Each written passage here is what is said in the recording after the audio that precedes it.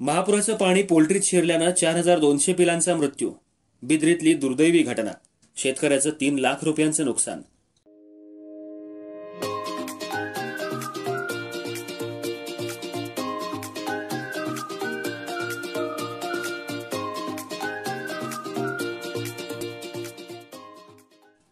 पोल्ट्रीमधील 4200 पिलांचा पाण्यात बुडून मृत्यू झाल्याची दुर्दैवी घटना बिद्री तालुका कागल इथं घडली. या घटनेमुळे सुधीर कृष्णा कांबळे या शेतकऱ्याचं सुमारे 3 लाख रुपयांचं नुकसान झालंय.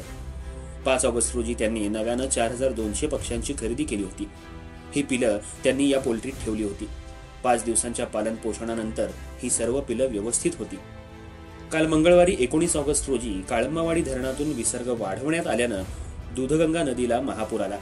मध्यरात्रीच्या सुमाराला नदीच्या महापुराचं पाणी कांबळे यांच्या पोल्ट्रीत शिरलं. यामुळे पोल्ट्रीतल्या सर्व पिलांचा पाण्यात बुडून मृत्यू झाला. शिवाय पक्ष्यांचं खाद्यही पाण्यात भिजल्यानं कांबळे यांचं मोठं आर्थिक नुकसान झालं. न्यूज शाहीसाठी मुरगुड प्रतिनिधी सर्जेराव भाट.